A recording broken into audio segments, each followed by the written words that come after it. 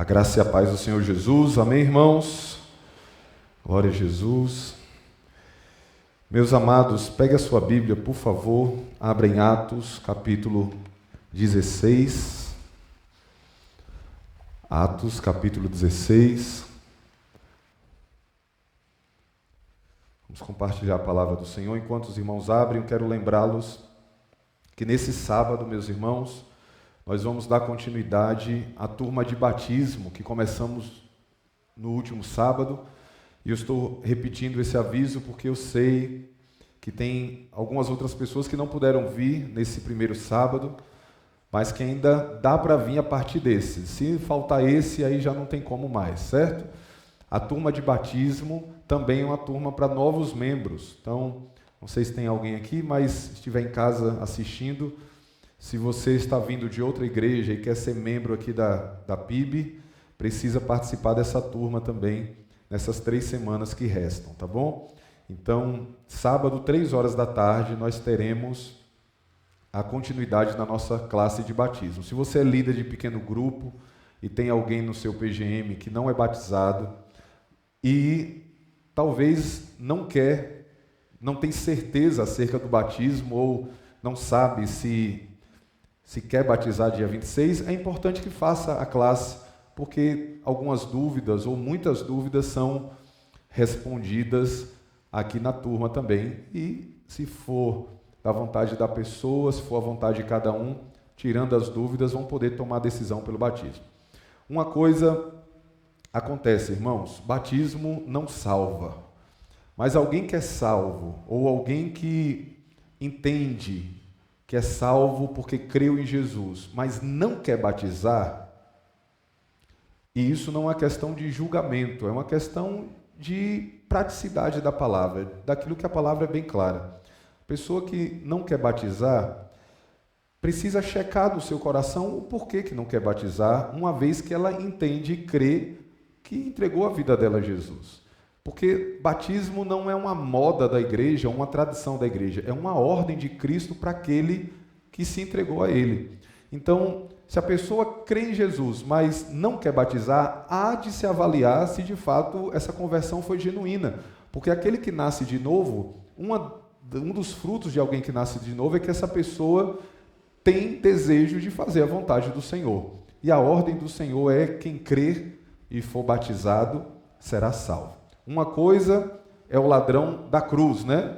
Que aceitou e creu em Cristo à beira da morte, e o batismo dele foi o batismo na morte.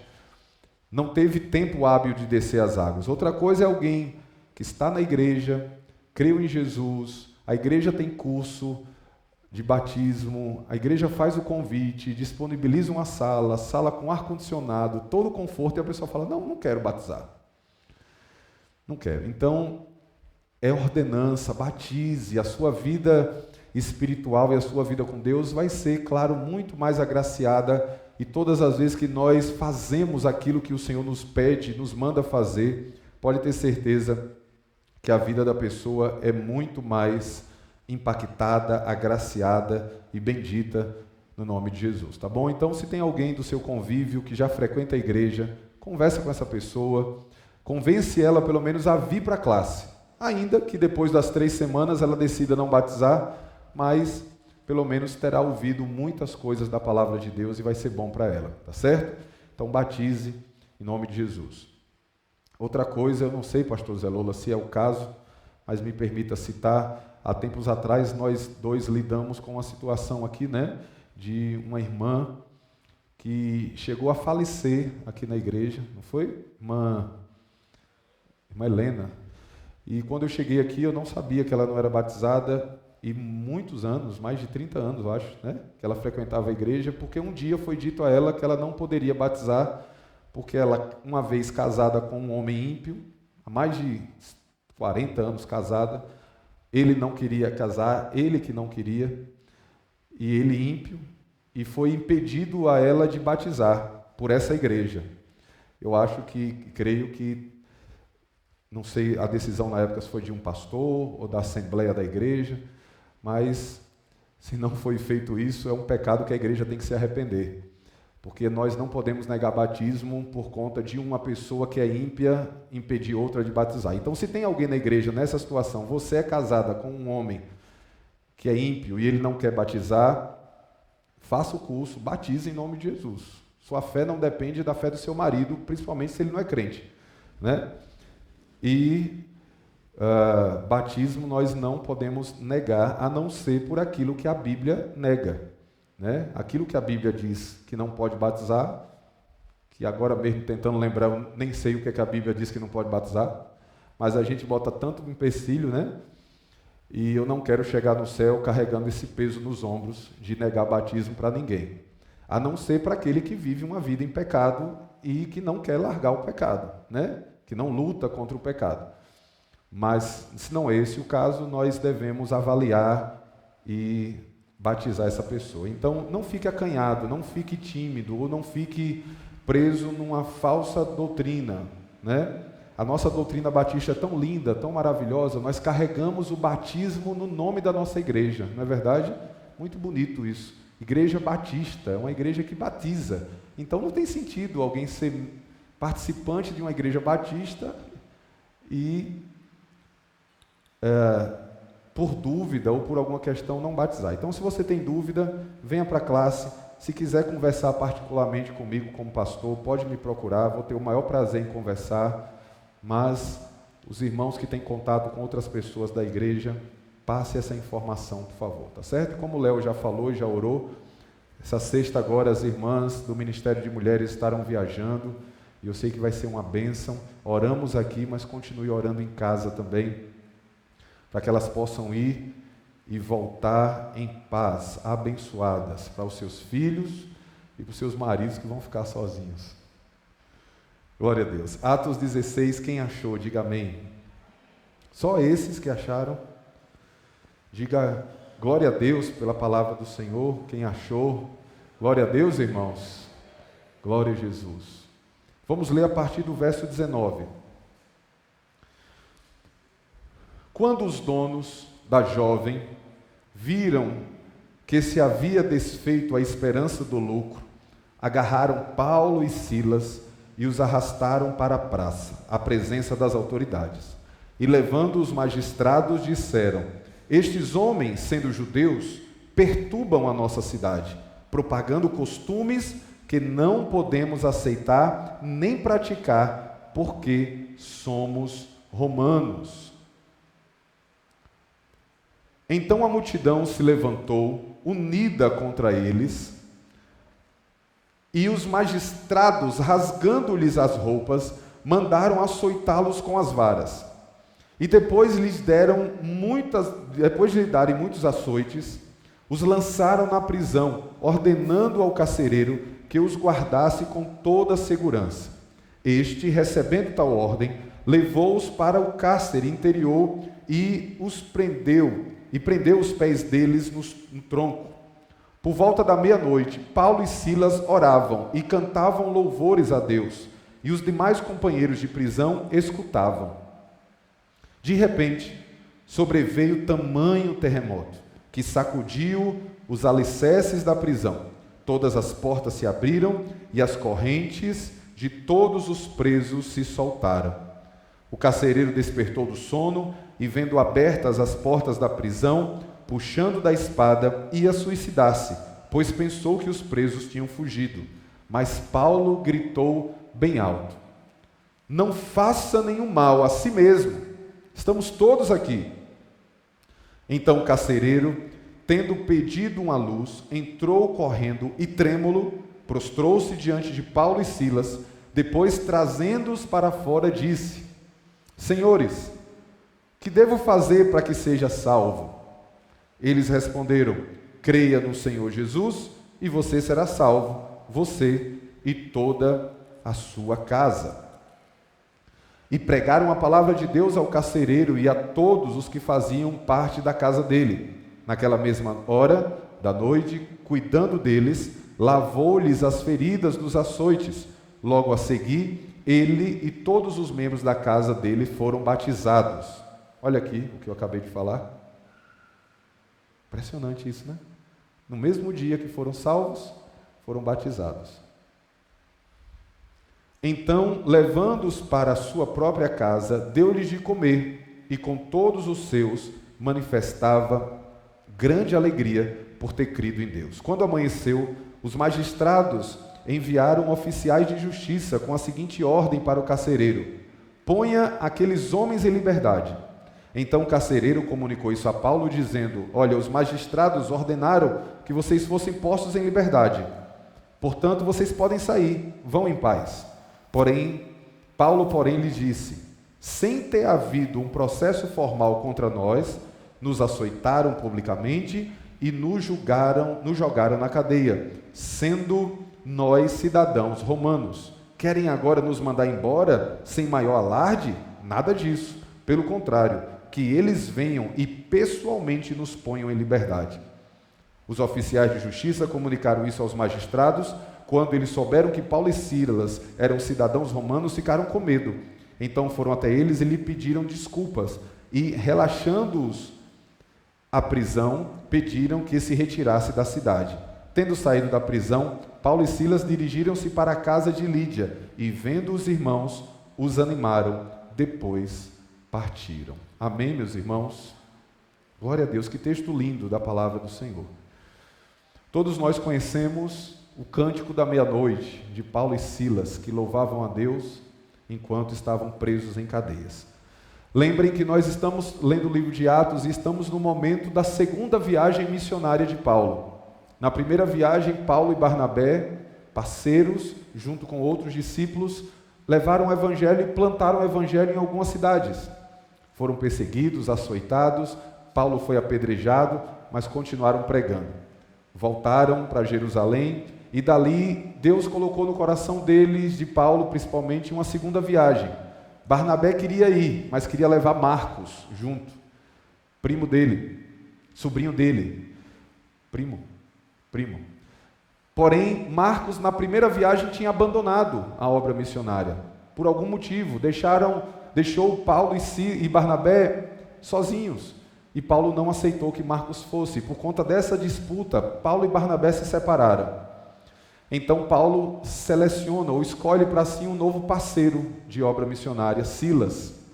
Ele viaja e o capítulo 16 começa dizendo que quando ele chegou em Derbe e a Listra, conheceu um discípulo, fruto das obras que eles plantaram no primeiro momento, um jovem chamado Timóteo, que a avó era crente, a mãe era crente. Então tomaram também Timóteo, colocou ele na equipe missionária e continuaram viajando. Quando eles chegaram em Troade, foram impedidos pelo Espírito Santo de pregar a palavra, e nesse meio tempo Paulo teve uma visão, no qual um homem da Macedônia dizia: venha para a Macedônia e nos ajude. Paulo então entendeu que essa visão vinha da parte do Senhor e desceu para a Macedônia, particularmente na cidade de Filipos. E ali na cidade de Filipos, ele pregando o evangelho para algumas pessoas, eis que converte uma mulher piedosa, vendedora de tecido, de púrpura, uma grande empresária da cidade, converte, chamada Lídia. Essa mulher entrega a vida dela a Jesus, recebe Paulo e toda a sua equipe em casa, os serve, os ajuda, dá casa para eles dormirem, um quarto para eles dormirem, comida para eles comerem, insiste para que eles continuem ali ensinando a palavra e também auxilia no ministério desses irmãos. Nas idas para a casa de oração, na cidade de Filipos, Paulo se depara com uma jovem que usada pelos seus donos, era usada por um espírito maligno, no espírito de adivinhação, e dava muito lucro para os seus donos. Paulo então, depois dela andar atrás de Paulo o tempo inteiro, falando coisas que não vinham da parte do Senhor, relativizando, e aqui tem dentro da palavra de Deus tem um alerta para nós. Queridos irmãos, o que salva o homem é o Evangelho de Jesus Cristo, não é verdade, meus irmãos e irmãs? É o Evangelho de Jesus. Não são boas obras que salvam o homem, nem boas ideologias. De boas ideologias o mundo está cheio, e quiçá o inferno também. Mas o que salva o homem não há outra palavra a não ser o Evangelho de Jesus Cristo, apontando para Jesus como o único Salvador. Aquela moça, ela vinha atrás de Paulo, gritava e dizia para que todos ouvissem: olha, ouça o que esses homens dizem, porque eles são servos do Deus Altíssimo. Quando ela falava essa palavra Deus Altíssimo, na nossa tradução, parece que tinha a ver com o que Paulo pregava. Mas naquela cultura, numa região dominada pela mentalidade grega, quando ela falava, eles são servos do Deus Altíssimo, no ouvido deles soava, eles são servos de Zeus, o maioral dos deuses gregos. E eles anunciam para você o caminho da salvação, está ali na tela. Só que no original o caminho, esse artigo aí definido não existe. Eles anunciam um caminho de salvação. Percebe como o engano do diabo às vezes é tão sutil, irmãos? Pequeno, mas que tem um poder devastador de confundir mentes e corações. Eles são servos de Zeus e anunciam um caminho para a salvação. Eu já vi crente até falando isso. Onde fala da palavra de Deus eu vou. Compactuando com aquele ditado do mundo que diz: todos os caminhos levam para Deus. E não é isso, nunca foi e jamais será. Só há um caminho que leva o homem para Deus em reconciliação. Esse caminho é Jesus Cristo. Ele mesmo disse: eu sou o caminho, a verdade e a vida. Então, quando Paulo ouve isso, o seu espírito se revolta e ele expulsa o demônio daquela moça. E aí vem o texto que nós começamos, verso 19, que nós acabamos de ler. Os donos daquela menina, que lucravam com aquela moça, começaram a se revoltar contra Paulo e Silas. Lógico, ela perdeu o espírito de adivinhação que dominava a vida dela. Mas sabe o que nos chama a atenção, queridos irmãos, nesse texto, e eu chamo sua atenção para isso. Nós fomos chamados para pregar a palavra. Está ali nossa divisa e nosso tema de missões mundiais. Vamos completar a missão. E um livro que fala sobre uma obra que está em andamento é o livro de Atos. A obra de salvação foi consumada. Não há nada que a gente faça para acrescentar na obra de salvar o homem, além do que Jesus já fez. Amém? Agora, levar essa palavra aos povos é uma obra que está com reticências. Ela está sendo feita todas as vezes que a igreja, ao longo dos anos, abre a boca e prega a palavra. Agora, o que nos chama a atenção no capítulo 16, e que nós como igreja precisamos aprender cada vez mais e mais, é que nós devemos pregar o evangelho para todas as pessoas. Veja que o capítulo 16 começa dizendo que Paulo pregou para uma rica empresária da cidade. Pastor, de onde o senhor tirou isso? Quem vendia esse tipo de artigo que ela vendia, está lá no verso 11, exatamente, ou melhor, verso 14, vendedora de púrpura, era um tipo de tecido muito caro, vendido a pessoas nobres, e Lídia era vendedora de púrpura, uma comerciante da cidade, e que ali ouviu o evangelho de Jesus Cristo. Dias depois eles pregam para uma jovem escrava. O que isso nos ensina, irmãos? Que o evangelho é o poder de Deus para a salvação de todo aquele que crê, sem distinção de pessoas. Nós devemos pregar para todas as pessoas. E eu digo isso porque às vezes nós mesmos temos essa dificuldade de compreender. A gente acha que somente quem precisa do evangelho são os mais pobres. Os mais pobres precisam muito do evangelho, mas todo mundo precisa ouvir o evangelho de Jesus Cristo. Amém, meus irmãos? Então não se sinta intimidado. Pastor, como que eu vou chegar para tal pessoa para falar? Ore, queira e vá. E desde que Deus vai te usar. Porque você não conhece como tocar no coração daquela pessoa, mas o Espírito Santo sabe. O Espírito Santo conhece tudo isso. Esse texto que nós acabamos de ler nos fala também que quando o evangelho é pregado, o evangelho que alcança a todos, ele vai muitas vezes para nós produzir perseguição, indisposições, pessoas vão virar o bico, pessoas vão ficar chateadas e até vão deixar de falar com você. Agora escute, meus irmãos. Jesus falou sobre isso no Sermão do Monte. Ele disse: bem-aventurados, perseguidos por causa da justiça, porque deles é o reino dos céus. E aqui tem duas coisas a considerar. Quando Jesus falou bem-aventurado aqueles que são perseguidos por causa da justiça, aí a gente tem a tendência de pegar essa palavra e botar nas hashtags do Instagram e achar que essa justiça tem a ver com a nossa justiça, com a justiça político-partidária, com a justiça social. E como a gente vê, candidatos e até defensores de políticos botando: olha, estou sendo perseguido por causa de Jesus, quando na verdade ele não está sendo perseguido por pregar o evangelho, mas por defender pessoas e ideologias. Quanto a esse, não são bem-aventurados. Bem-aventurados aqueles que são perseguidos por causa da justiça. Qual justiça? A justiça de Deus, e a justiça de Deus tem um nome: Jesus Cristo. Na cruz do Calvário, ele trocou o nosso pecado pela justiça. É tanto que nós hoje somos chamados de justos diante de Deus, porque em nós foi dada a justiça de Cristo na nossa vida. Amém, meus irmãos? Você crê que Deus te justificou em Jesus Cristo, sim ou não? Você crê que os seus pecados foram perdoados em Jesus, sim ou não?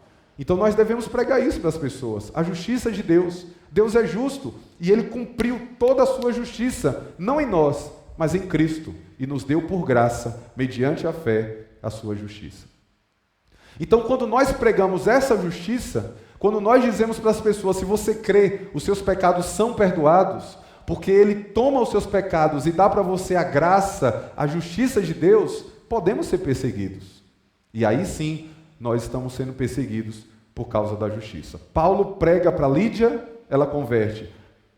Ao pregar, aquela menina endemoniada passa no caminho deles, eles expulsam o demônio daquela moça e isso traz perseguição. Verso 19 vai dizer então que aqueles homens que lucravam com aquela menina atacaram Paulo, seguraram Paulo e Silas, quando viram que a esperança de lucro foi embora, e então entregaram aos magistrados, às autoridades, e assim eles foram açoitados. Agora veja, verso 19, meus irmãos. Quando os donos da jovem viram que havia se desfeito a esperança do lucro, agarraram Paulo e Silas. Quando o evangelho é pregado, entenda isso, e eu sei que você já sabe, mas perceba isso no seu dia a dia.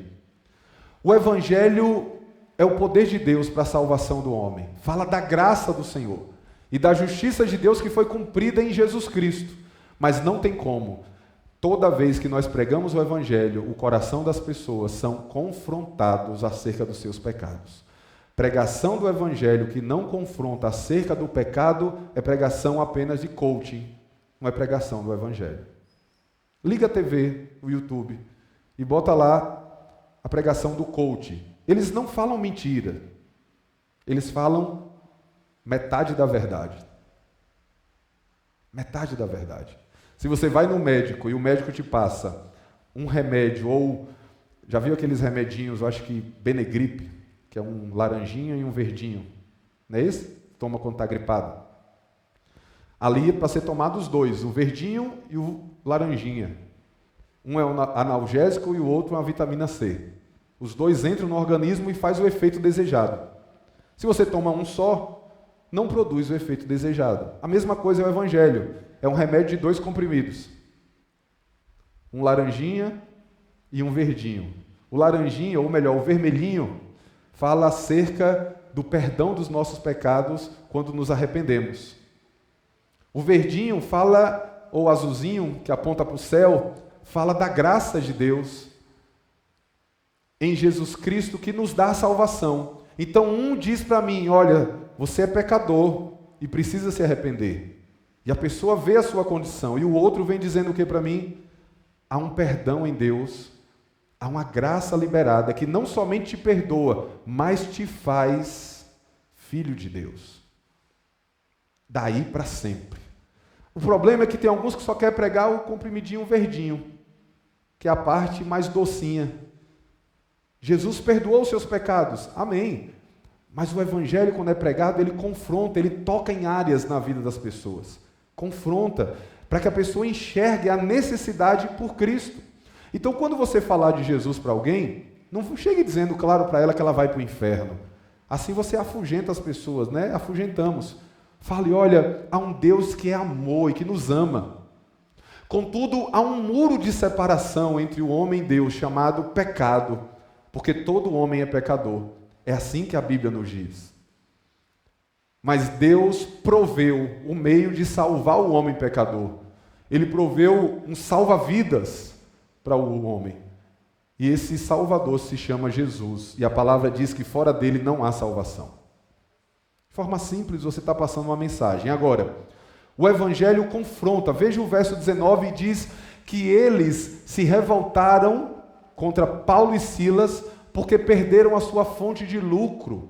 Meus irmãos, muitas vezes o Evangelho, quando entra na vida de uma pessoa, ele vai tirar dela aquilo que é o sustento natural dela. Não foi assim conosco também? A gente se apoiava em tantas coisas.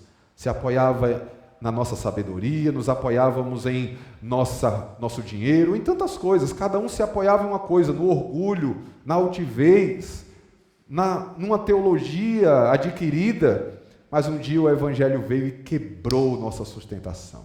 Eu me lembro, e você se lembra também, de Jacó, quando lutava com Deus. Deus tocou na coxa dele e ele despencou. É assim que o Evangelho faz. A primeira coisa que o Evangelho fez ao ser pregado nessa cidade, tocou naquilo que era a cobiça desses homens. Eles usavam como escrava sexual e de adivinhação uma moça, com fins de ter lucro com aquela moça. Quando o Evangelho veio e libertou aquela moça, eles se revoltaram. Muitas vezes, irmãos, alguém numa família vai ser salva, e ele, por ser salvo, vai fazer com que a família caia em revolta muitas vezes. Porque foi contra a tradição da casa, da família, foi contra aquilo que os pais ensinaram. Você a vida inteira foi de uma religião tal, e agora nos desonrou. Mas quando o Evangelho vem, escute, ele nunca pode ser neutro.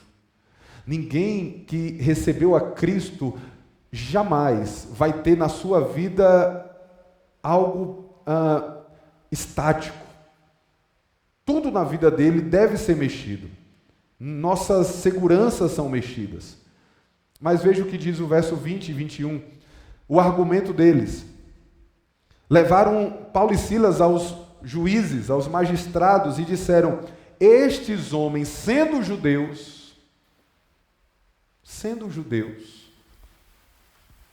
verso 20, perturbam a nossa cidade. Mentira! Paulo e Silas estavam apenas falando, pregando, não estavam perturbando a cidade. Mas eles começam dizendo: estes homens, sendo judeus, eles eram gregos. O Evangelho, quando vem, mexe com os nossos preconceitos, com a nossa cobiça, com os nossos preconceitos. Olha a palavra desses homens. Eles, sendo judeus, perturbam a nossa cidade, pregando costumes que não podemos aceitar. Muitas vezes o Evangelho vai entrar na vida de pessoas através de você, da pregação que você fala para alguém, e aquilo vai mexer com a cobiça, vai mexer com as concupiscências, vai mexer com os preconceitos da pessoa. Quantas pessoas, quando a gente chama para vir para a igreja, não vêm por preconceito, não é verdade? Por isso, que até nisso, a estratégia dos pequenos grupos é tão abençoadora. Porque se você convida alguém para tomar café na sua casa, é muito mais fácil ela ir do que vir no prédio da primeira igreja batista, que tem 81 anos, e que o povo por aí fora fala que é de uma igreja de gente rica. E eu procuro até hoje os ricos dessa igreja, mas encontro ricos cheios da graça do Senhor. Diga amém. Quando o povo falar que aqui é igreja de gente rica, você diga glória a Deus, aleluia. Percebe? Quantas vezes os preconceitos impedem as pessoas de ouvir o Evangelho? Mas o Evangelho, quando vem, ele quebra preconceitos, ele toca na cobiça, ele toca naquilo que é mais profundo no coração dos homens. O verso 20 vai dizer que esses homens estão verso 20, estão tumultuando, perturbando, causando problema na cidade. Mentira! Não estavam. Exageros, mentiras, eles não estavam fazendo isso. Estavam se reunindo com mulheres, com pessoas que sentavam ali e ouviam a palavra de Deus. Expulsaram o espírito maligno de uma jovem. Só isso. Mas com o fim de maltratarem Paulo e Silas, mentiram porque eram cobiçosos e preconceituosos. Então, irmãos, nós vamos encontrar no mundo que nós vivemos, ao pregar o evangelho, muitas barreiras, mas não nos intimidemos diante dessas barreiras. Pode ser que amigos, colegas seus de trabalho tenham muito preconceito, e às vezes a gente fica com receio de falar para essas pessoas que nós cremos em Jesus, para não sermos taxados disso ou daquilo, mas não tenha timidez, não fique com vergonha do evangelho. Fale de Jesus Cristo com graça, com amor, e pregue para todos, para as lídias e para as jovens escravas também. Fale para todos, porque todos precisam ouvir o evangelho. Agora veja onde eu quero encerrar, falando para os irmãos que meu horário já se foi. Quando Paulo e Silas são açoitados com varas, presos, amarrados em tronco e ficaram no cárcere por nada, de forma injusta, a Bíblia diz que, no verso 25, que por volta da meia-noite, e Lucas faz questão de registrar o horário, porque a meia-noite na Bíblia fala daquele momento mais tenebroso na vida de uma pessoa. O choro, Salmo 30, verso 5, pode durar uma noite, mas a alegria vem pela manhã. Nos momentos mais tenebrosos, nos momentos mais terríveis da nossa vida, qual deve ser a nossa postura? Aqueles homens foram presos, ou melhor, açoitados em praça pública, presos, amarrados no tronco, dentro de uma cela. Eles tinham todo o direito de gritar, de xingar, de blasfemar, de levantar bandeira, de falar contra o prefeito, contra o governador, de entrar no palácio e quebrar tudo. Mas qual foi a postura deles? Qual é a postura do crente quando é perseguido por causa do evangelho? À meia-noite, Paulo e Silas oravam. Isso nos ensina, irmãos, que quando os homens nos perseguem, quando o diabo nos persegue por causa de Cristo, nós não podemos deixar a chama do Espírito Santo apagar no nosso coração. Por que eu digo isso? O próprio Paulo escreveu à igreja em Éfeso: sejam cheios do Espírito Santo, falando entre vós com salmos, cantando e louvando a Deus de coração, dando graças a Deus por tudo. Eles estavam amarrados no tronco, com as costas feridas. Estavam louvando a Deus. O que é que eles estavam fazendo ali? Mantendo a chama do Espírito Santo acesa, mesmo quando a carne doía e a alma dizia, se revolta. O Espírito dizia, não façam isso. Quero ser cheio do Espírito Santo. Cante, adore ao Senhor. Meia-noite, a hora mais tenebrosa. O Salmo 91 fala sobre isso. Eles estavam ali amarrados, imagina a postura ali, mãos e pés amarrados num tronco, louvando a Deus. A postura do crente diante da perseguição, em primeiro lugar, manter o Espírito Santo fervendo no seu coração. Se vem perseguições, saiba, há um Espírito que habita dentro de nós, não deixe ele se apagar no seu coração. O verso 25 até o 28... vai dizer que por volta da meia-noite eles cantavam, louvavam, mas, veja que detalhe lindo. E os demais companheiros da prisão escutavam o que eles estavam cantando. Eu fico pensando, o que é que Paulo e Silas cantavam na cadeia? Será que eles cantavam hinos de autoajuda? Será que eles cantavam esses hinos, que tem agora, que falam de tudo, menos de Cristo, que exaltam o homem, mas não exaltam a Deus? Com certeza não. Louvavam, oravam e cantavam louvores a Deus. E o que é que acontecia? Quem estava ao redor nas celas ouviam o que eles estavam fazendo. Segunda coisa que deve ser a nossa postura quando somos perseguidos. Primeiro, não deixe a chama do Espírito se apagar, porque se apagar, perdemos tudo. Mas segundo, lembre, estamos passando por isso e tudo isso serve de testemunho através da nossa vida para que o nome de Cristo seja conhecido. Nós queremos, às vezes, irmãos, que as pessoas conheçam a Jesus pelas coisas que são bem-sucedidas na nossa vida. Eu comprei uma casa, um carro, que é bênção de Deus. Mas você já parou para pensar que às vezes o sofrimento na sua vida vai ser um testemunho para que outras pessoas creiam em Jesus? Não, pastor, porque a gente tem a ideia do evangelho maltrapilho que é pregado por aí, que só tem Deus na vida quem é bem sucedido em tudo, com as coisas que lhe cercam. Se tem dinheiro, casa e bens, é sinal que é de Deus. Agora, se foi preso ou se está sofrendo e padecendo por causa do evangelho, aí vem os amigos de Jó. Deve ter alguma coisa errada. Mas você já parou para pensar que às vezes pela sua perca, pelo seu choro, pela sua dor, à meia-noite, no momento mais escuro da sua vida, se você tiver a postura correta diante da tribulação, quem está ao redor vai ouvir, vai ver e vai crer em Jesus? Você já parou para pensar que Deus pode se manifestar através de você no meio das lutas e não somente no meio das vitórias? As pessoas ouviam o que eles estavam falando. Quando o carcereiro pensou que eles tinham fugido, no verso 28, verso 27, intentou se matar, pegou a espada para se matar, porque sabia que os magistrados iriam matá-lo. Então ele falou, vou me matar antes de cair da mão dos homens. O que é que acontece? Paulo grita, não se mate. Estamos todos aqui.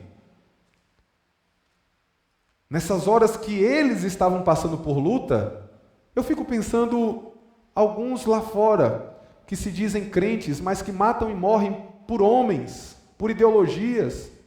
E quando a gente vê, suscita nessas pessoas um espírito de vingança tão grande. Porque Paulo e Silas poderiam dizer, se mate mesmo, você que prendeu a gente aqui. Eu vi, você estava com uma das varas batendo na gente lá na praça. Se morrer já foi tarde. Bandido bom.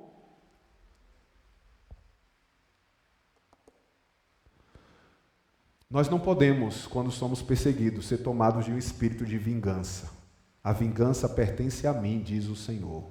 Eu retribuirei. Está nas mãos do Senhor. Sabe por que o homem não pode se vingar, irmãos? Porque nosso julgamento sempre será equivocado, mas o de Deus é reto. Porque Ele vê de cima, a gente vê aqui. A gente se vinga baseado na dor que nos causou, no problema que nos causou. Mas às vezes a dor que nos causou não é suficiente para nos vingarmos. E normalmente quem toma um murro nunca devolve um murro, quer devolver 2. Não é assim? Então tomemos cuidado. A nossa postura é não deixar o Espírito Santo se apagar. É continuar testemunhando. E mesmo em meio à luta, o nosso testemunho alcança outras pessoas. E lembre, só um parênteses, olha para cá, escute bem. Testemunho bíblico não é falar da sua vida. O testemunho que a Bíblia está falando é falar o que Cristo é através da sua vida. O testemunho sempre aponta para Cristo e não para a sua vida. Porque eu vejo muitas pessoas dizendo, vem para frente, conta seu testemunho. Mas eu tinha uma casa, agora eu tenho 2. Eu tinha um carro, agora eu tenho 2. Bênção, mas esse não é o testemunho para a salvação de pessoas. O testemunho para a salvação de pessoas é,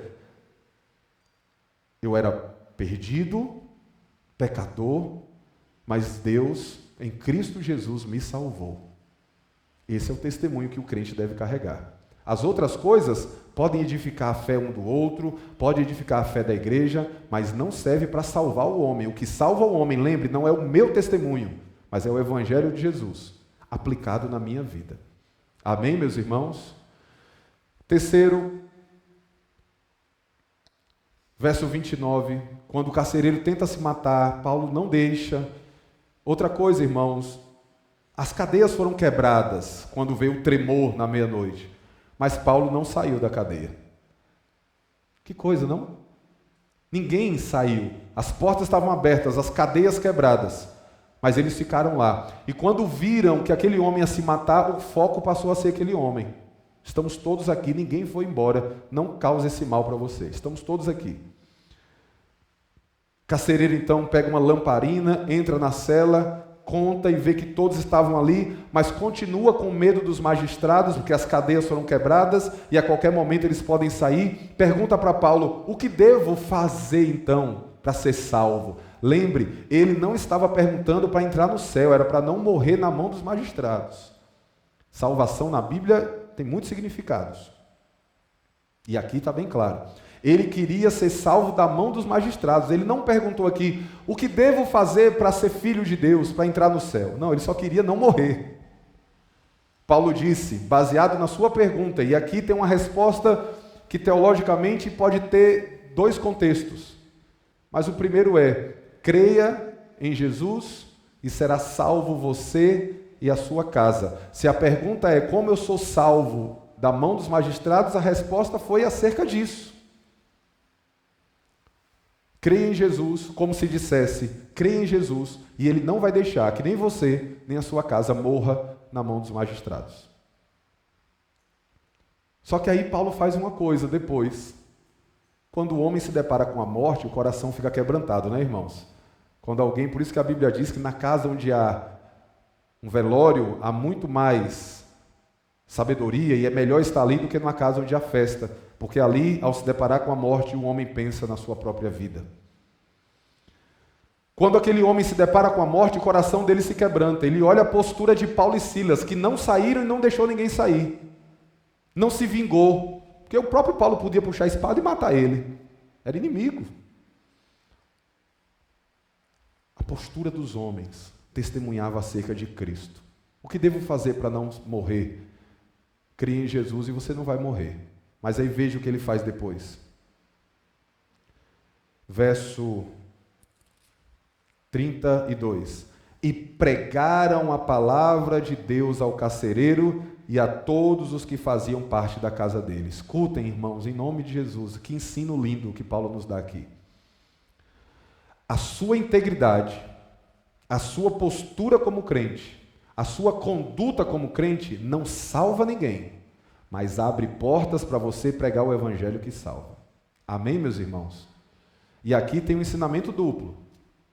Porque eu vejo pessoas dizendo por aí, faça as boas obras, ou tenha uma postura de crente, e assim você estará pregando o evangelho sem nem precisar usar as palavras. Isso é mentira e é do diabo. Nós precisamos usar as palavras sim, porque o que salva o homem, Romanos 10, verso 9 e verso 10, quando ele crê em Jesus e confessa com seus lábios. E o mesmo texto vai dizer, como vão crer se não tem quem pregue? Como ouvirão se não tem quem pregue?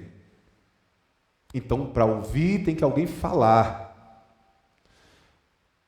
A minha postura na minha vizinhança abre portas para que as pessoas ouçam o evangelho, mas a minha postura não salva ninguém.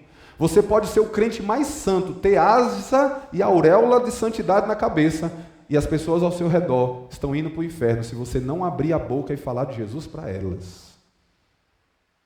Paulo sabia disso.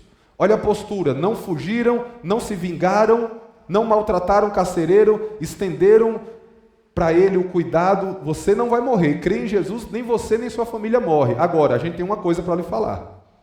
E pregaram a palavra para aquele homem. E quando pregou a palavra para aquele homem, não somente ele, mas a casa dele creu. E o primeiro sinal que está aqui é no verso 33. Naquela noite eles passaram a cuidar dos feridos, dos encarcerados. Percebe que as boas obras vêm depois da salvação e não antes? Efésios capítulo 2. Fomos salvos pela graça, mediante a fé, isso não vem de nós, mas é dom de Deus, não por obras, para que ninguém se glorie, mas somos criados à feitura dele, para as boas obras que de antemão ele nos preparou. Então, aquele homem mostra que foi salvo, e é o que Tiago diz, se você é salvo, então mostre que você é salvo. Como? Praticando boas obras. Agora, não queira fazer boas obras para ser salvo, porque vai ser uma ilusão. Aquele homem passou a cuidar de Paulo, de Silas e de todos os presos que estavam ali, ele e a família dele. Então Paulo foi e batizou ele e toda a sua casa, porque ouviram o evangelho, houve sinal de novo nascimento, então não tinha como negar o batismo. No mesmo dia, na mesma noite. E por fim, o verso 35 em diante vai nos dizer que os magistrados e oficiais de manhã cedo mandaram dizer para o carcereiro, pode soltar Paulo e Silas, manda eles embora. Paulo disse, o quê? eu não saio daqui sem que eles venham tirar a gente daqui. Sabe por quê? Prenderam a gente ontem, nos açoitaram em praça pública, sem que a gente fizesse nada contra eles, e agora querem nos soltar na surdina. Nós que somos cidadãos romanos, não vamos sair sem que eles venham e eles mesmos nos falem e nos soltem. Veja que postura de um homem íntegro, irmãos, Paulo. Ele não queria colocar na conta do carcereiro, que agora era irmão, para o carcereiro soltar, para depois não se virar contra ele mesmo o problema. E além disso, Paulo rogou por direitos civis. Nós podemos lutar pelos nossos direitos civis, e até digo, devemos fazer isso. Mas veja a integridade de Paulo, a sensatez desse homem. Ele não esbravejou, não jogou pedra, não levantou faixa, não fez motim, apenas disse: nós não vamos sair sem que eles mesmos venham nos libertar. Paulo estava pensando nele, mas escute, Paulo estava pensando também na igreja e na justiça para todos aqueles que estavam ali. Porque se assim não fosse feito, se tornaria uma norma. Todo mundo que pregasse ia ser açoitado e preso e depois solto na surdina. E Paulo falou: aqui não, violão, aqui tem que ser as coisas certinhas. Crente, irmãos, é assim. Quando ele está no lugar, ele luta pela defesa da fé, mas quando ele busca algo, ele não busca somente os seus interesses, mas não o bem comum daqueles que estão próximos dele. Queridos, esse texto nos mostra que todos nós, e por fim eu encerro com essa parte do verso 40, quando Paulo e Silas saem da prisão, para onde que eles vão? Eles vão para a casa de Lídia. Lembra de Lídia? A empresária que ele pregou o evangelho. Vão para a casa de Lídia. E quem é que estava na casa de Lídia, irmãos? Um PGM. Os irmãos estavam na casa de Lídia, certamente orando por Paulo e Silas, para não serem mortos. Quando Paulo sai, o primeiro lugar que ele lembra de ir é a casa dos irmãos. Sabe o que isso nos fala? Que nós não estamos soltos, nós estamos vinculados uns aos outros. Não existe crente isolado. Não existe crente que foi salvo, batizado e Deus isolou ele.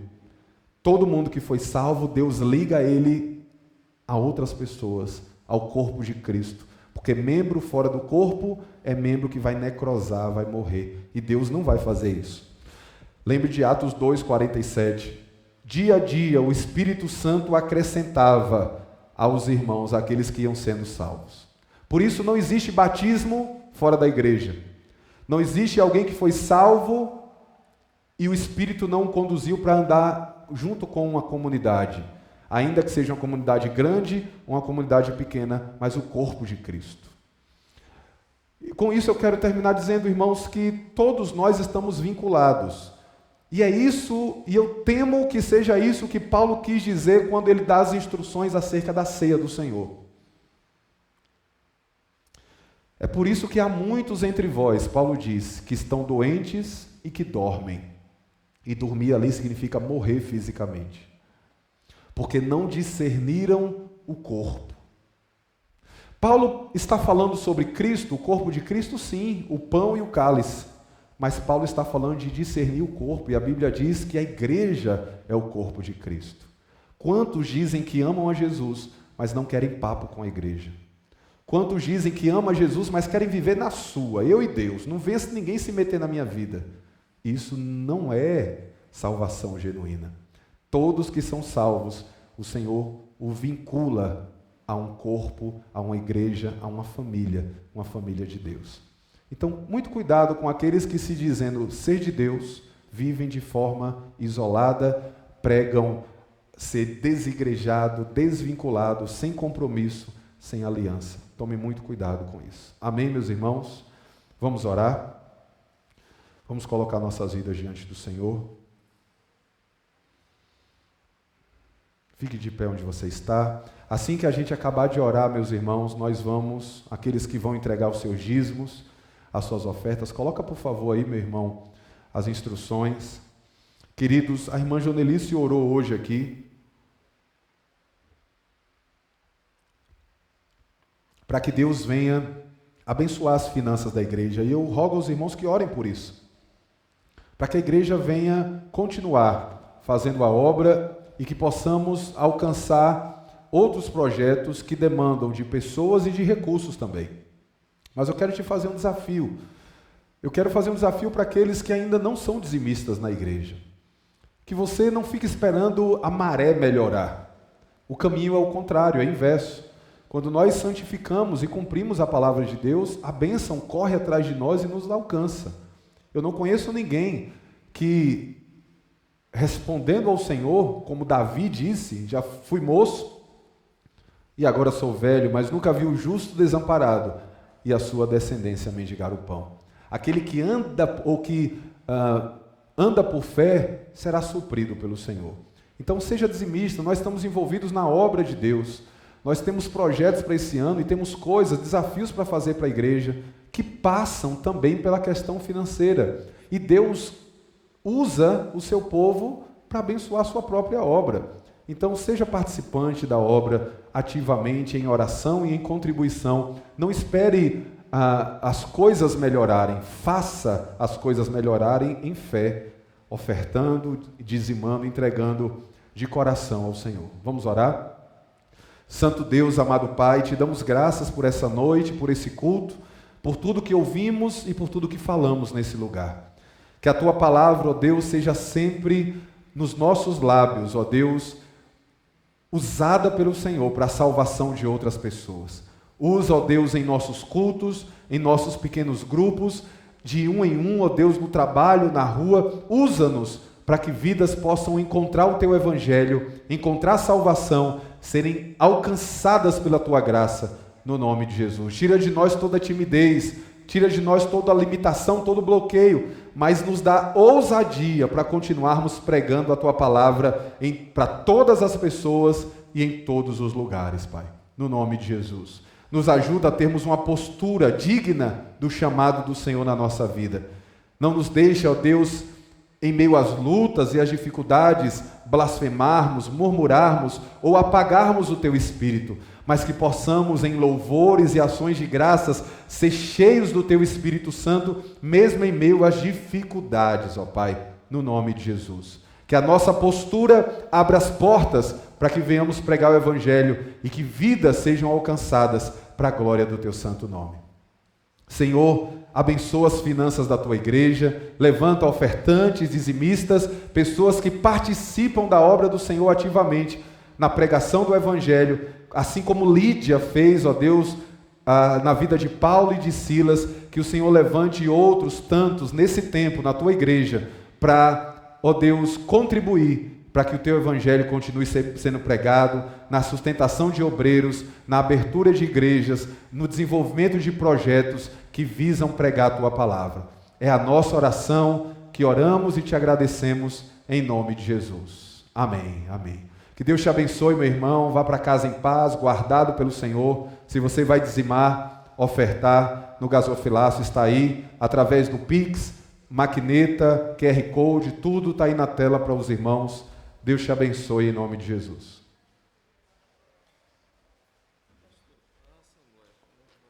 Estou pensando em fazer